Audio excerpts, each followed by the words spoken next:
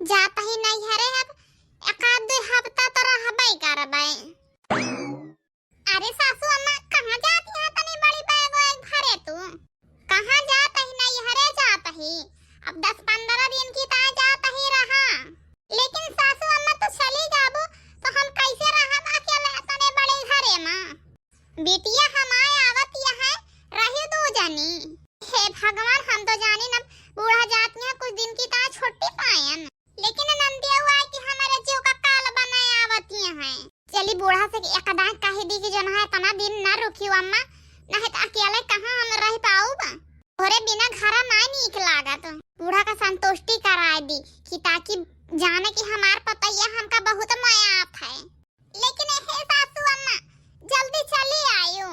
जवन तू हमसे देखावा तो ना करत है ना, देखावा हमसे ना चले। हटा रास्ता से हम जाई।